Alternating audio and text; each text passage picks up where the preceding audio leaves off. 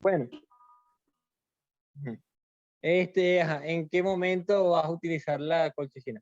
Bueno, principalmente tú lo vas a utilizar en aquellos pacientes que tú los veas moderados o que ya tienen ciertas características de que están iniciando un COVID moderado.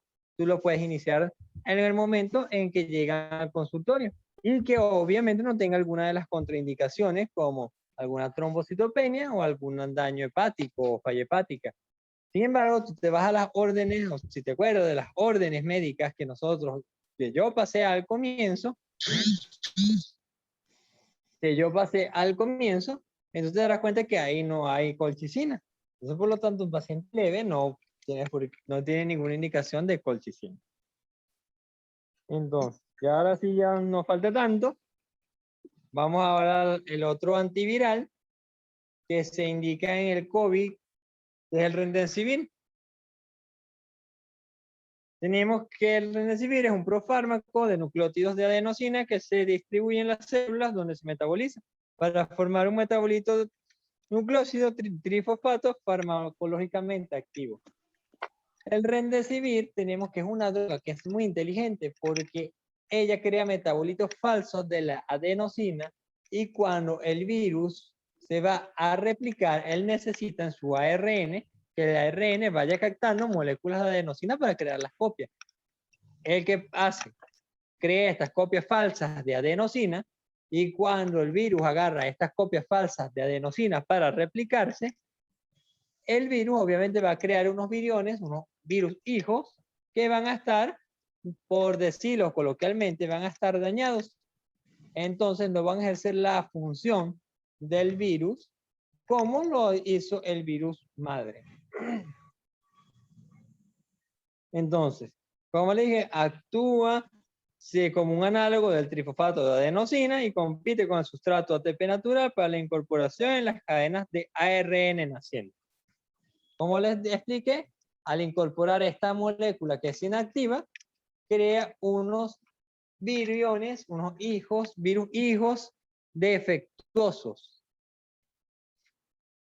Entonces tenemos que el Remdesivir es un inhibidor débil también de la polimerasa ADN y ARN de mamíferos con bajo potencial de toxicidad mitocondrial.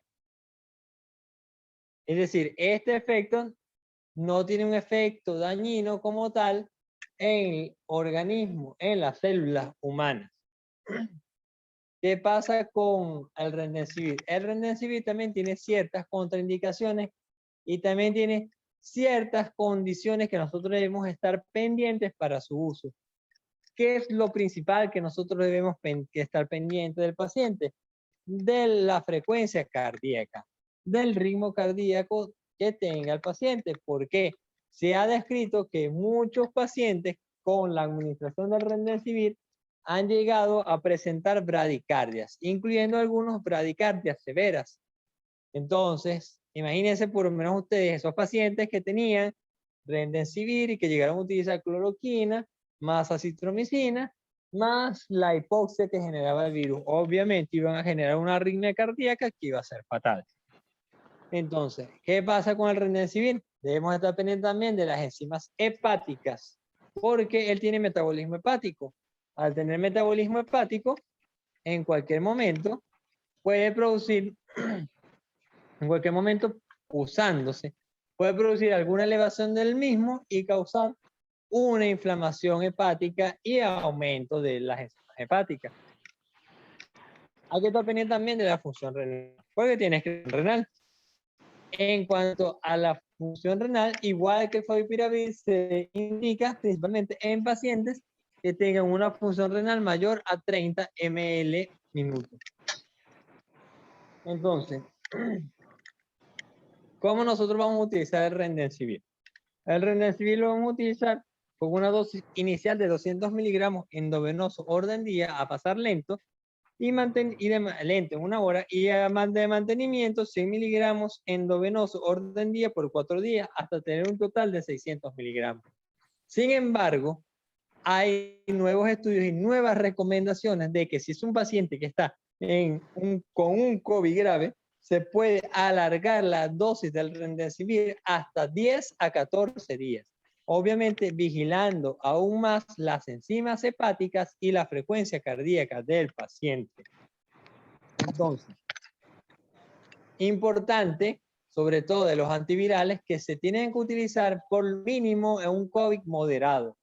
No vamos a utilizar antivirales en un COVID leve, porque obviamente el paciente cuenta con las defensas suficientes para hacer que el virus no cause ningún daño.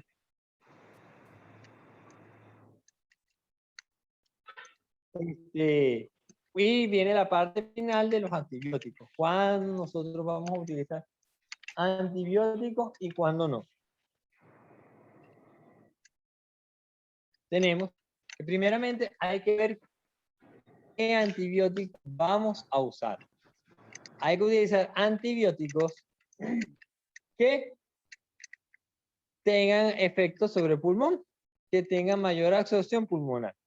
Entonces, aquí hay que considerar la posibilidad de cobertura antimicrobiana empírica para pacientes que presenten infiltrados y niveles elevados de procalcitonina para el tratamiento de la neumonía bacteriana superpuesta.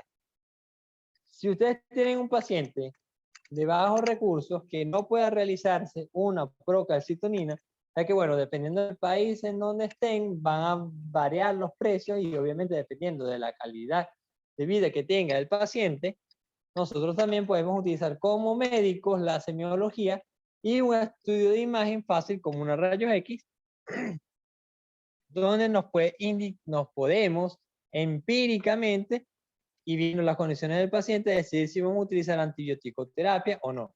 Si yo veo un infiltrado en el paciente, en un paciente que tiene 7 días o que tiene 5 días de evolución desde que inició los síntomas, le digo, wow, este paciente probablemente tenga una sobreinfección bacteriana.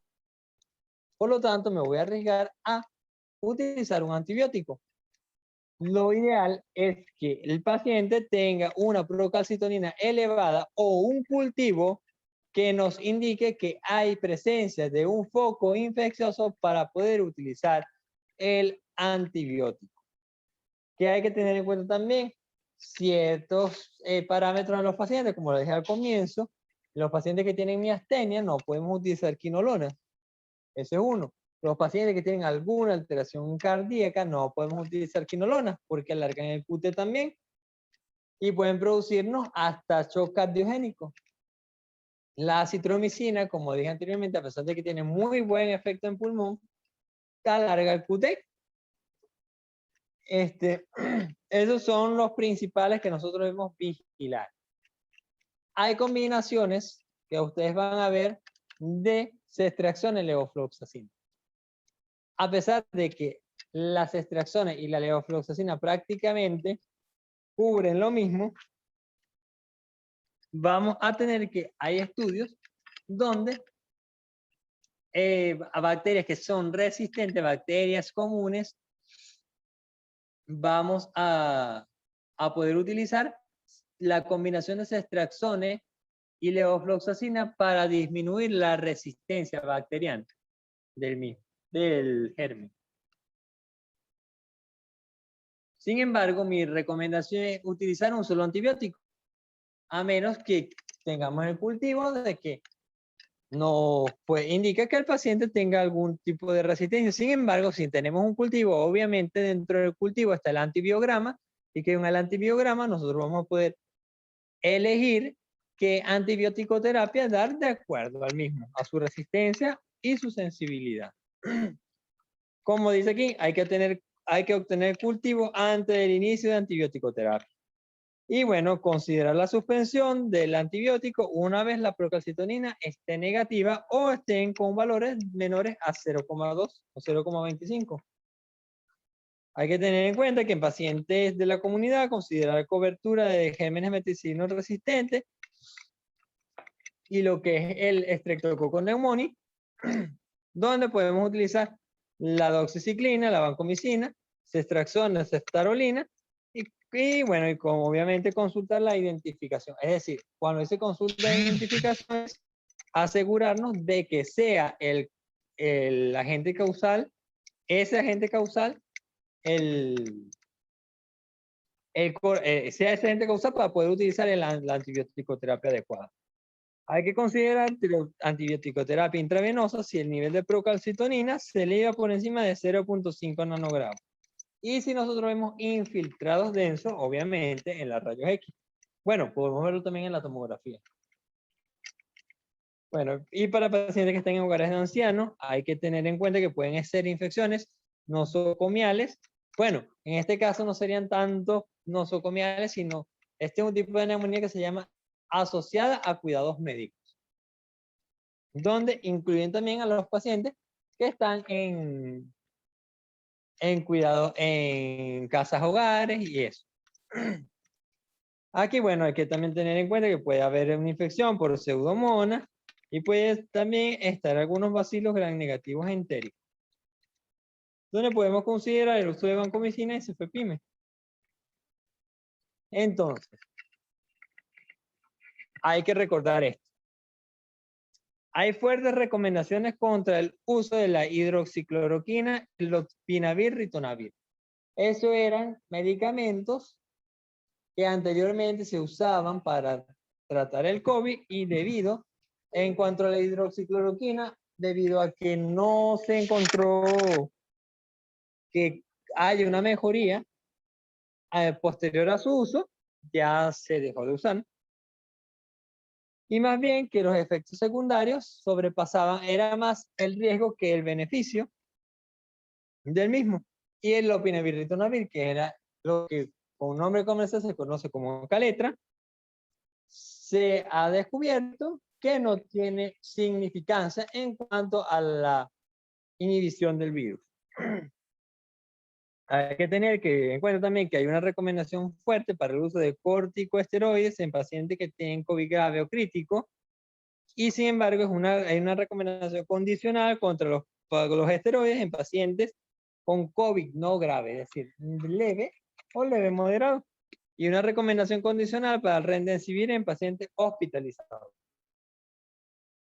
Bueno, se recomienda también a los pacientes con COVID-19 leve, sospechado o confirmado, el uso de terapia con antibiótico o profilaxis. Otro error de los que se cometió, bueno, ya se había dicho, el uso de la citromicina en el caso del Porochac, sino que se utilizan los antibióticos cuando hay una sospecha de infección clínica o ya está confirmada con un nivel de procalcitonina elevado o algún infiltrado en el estudio de imagen.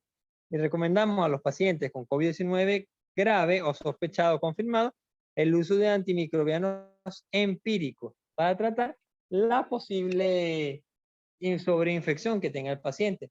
Hay que tener en cuenta también que muchas veces en muchos hospitales, sobre todo en países que no tienen tantos recursos, nosotros podemos indicar una antibioticoterapia inicial en aquel paciente que presenta o que se está internando en el hospital para evitar la sobreinfección por algún germen hospitalario. Y bueno, muchísimas gracias por todo. Como les dije, vamos a hablar ahora de cuál va a ser la actividad. La actividad va a estar dada en cuanto a las órdenes médicas de un COVID moderado a un COVID y un COVID grave. Entonces, nosotros vamos. Doctor Romero, disculpe, por acá me están haciendo unas preguntas. Ajá, vamos a contestar. ¿Las dosis de los medicamentos anteriores son los mismos para pacientes diabéticos crónicos o hay alguna variante de dosis? Pregunta el doctor Alfredo. Bueno, allí tienes que recordar los daños de la diabetes. La diabetes te produce un daño al riñón. Si tú calculas la tasa de filtración glomerular y si la tasa de filtración glomerular está por encima de 50, la dosis es la misma. Si la tasa de filtración glomerular está por debajo de 50, siempre hay un ajuste de acuerdo a la gravedad de la enfermedad renal crónica que tenga el paciente. Perfecto, doctor. Por acá pregunta, doctor, ¿cuál sería el papel del fisioterapeuta en pacientes que se encuentran en UCI? ¿Se ha popularizado que solo actuamos en el síndrome post-COVID? Pregunta el doctor Oswaldo. Bueno, mira, en cuanto al papel del fisioterapeuta, de verdad que Pienso que más bien debería como incluirse más, porque cuando vemos al paciente lo vemos como un todo, y no solamente en la parte pulmonar, sino cuando tú estás encamado, obviamente, valga la redundancia, en una cama por cierta cantidad de tiempo, que por lo menos es un mes, que está un COVID grave, o 21 días, hospitalizado, produces también daño muscular, produces contracturas musculares, etcétera, hasta puedes producir escaras si no hay una correcta movilización del paciente. Por lo tanto, de Ok, verdad que acá pienso, preguntan, he tenido pacientes con aumento de enzimas hepáticas. En estos casos, ¿qué hago? Pregunta el doctor Kevin Aponte. bueno, depende de cuánto sea ese aumento de enzimas, de las enzimas hepáticas. Si las enzimas hepáticas tienen cierto rango para decir que estás en una hepatitis aguda o que no estás en una hepatitis aguda. Dependiendo de esa elevación, tú vas a decir si vas a mejorar, si vas a ajustar la dosis o no vas a ajustar la dosis. Perfecto, doctor. Por acá preguntan también, doctor, entonces el tratamiento de elección, vía oral es la citromicina cuando hay neumopatía. ¿Es cuál? La citromicina cuando hay neumopatía, pregunta por acá. No, lo que pasa es que tienes que ver que te va a cubrir la citromicina. La citromicina por lo general no. La citromicina te va a cubrir gérmenes, principalmente gérmenes atípicos, y sí, bueno, sí cubre ciertos gran negativos, pero no hay muchas contraindicaciones que puede tener la citromicina, incluyendo si es un paciente que esté hipóxico, prolongación del QT, es preferible muchas veces utilizar o la levofloxacina o el ceftriaxone. Bueno, si es bioral, ceftriaxone no es bioral, puedes utilizar Longacef, que es cefixima. Perfecto, doctor. Por acá preguntan también, doctor, ¿en los exámenes laboratorios se recomienda agregar LDH? Sí puedes, o sea, sí se recomienda agregar LDH. Lo que pasa es que la LDH te sirve para ver o sea, es como otro marcador proinflamatorio que nosotros lo utilizamos para ver el grado de daño que hay, y obviamente si está elevado nosotros también podemos utilizar el LDH como un marcador para saber si hay mejoría de la enfermedad, ver la reducción de esto. Pero sí es bueno que lo agreguen también. Perfecto, doctor. Por acá preguntan también, ¿paciente con alteración renal se indica la misma dosis de vitamina C? Sí, de vitamina C sí se indican las mismas dosis de vitamina C. Ok. Por acá preguntan, COVID grave en embarazadas, ¿se debe usar esteroides? Bueno, por lo general en las embarazadas es difícil, o de verdad es muy difícil que lleguen a COVID grave. En mi experiencia, todas las embarazadas con COVID, que tampoco son tantas, que he visto que han llegado al hospital, han llegado con un COVID muy leve, ni siquiera se encuentran desaturadas. Todo depende del riesgo-beneficio.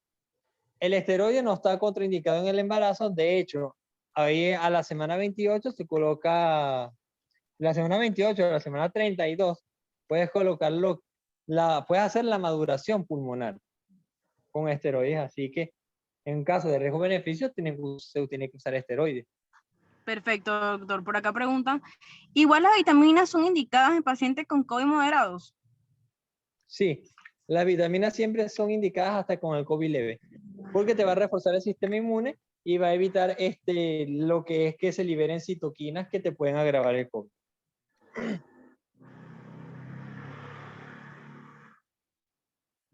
Por acá preguntan, ¿con la nueva variante se pueden emplear los mismos medicamentos? Sí, en realidad sí se pueden emplear. El tratamiento es igual sin importar qué variante sea. Porque Perfecto. lo que tú haces con el tratamiento es evitar las complicaciones. Ah, perfecto, perfecto.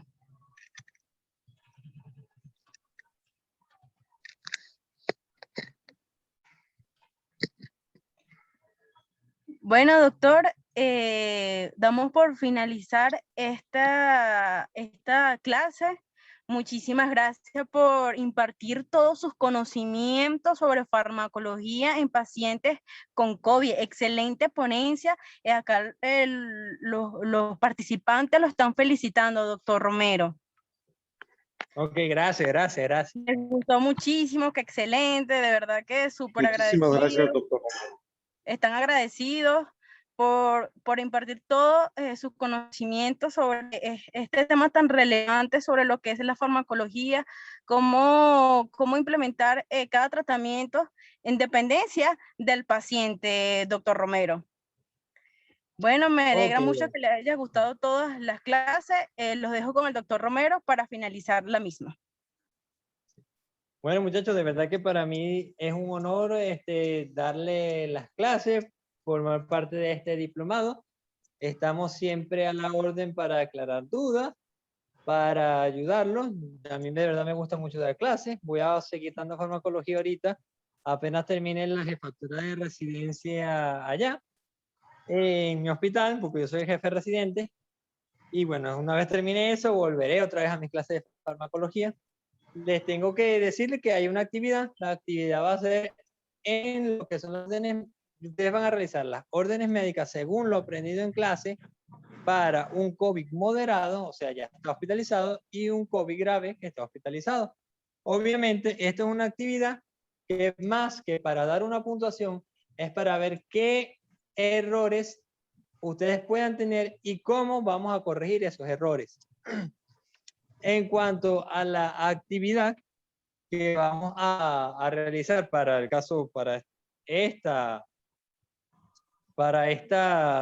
actividad, valga la redundancia, para esta actividad, esta charla, sí va a ser un poquito diferente, va a ser menos complicada, porque aquí todos podemos tener errores al comienzo de tratar un COVID moderado, un COVID grave, y bueno, principalmente aquí. La actividad va a ser un caso clínico que yo voy a dejar en el aula virtual. Como les dije, hoy vamos a poner a corregir ciertas tareas que dejaron, y bueno, y posteriormente las demás las terminé de corregir mañana, las terminé de corregir mañana. De verdad que les deseo que tengan una linda noche, y de verdad que vuelvo a decirlo, es un honor para mí darle la clase y formar parte de este diplomado de COVID. De verdad, muchísimas gracias y estamos a la hora. Muy bien, que pasen buenas noches y bendiciones para todos. Amén.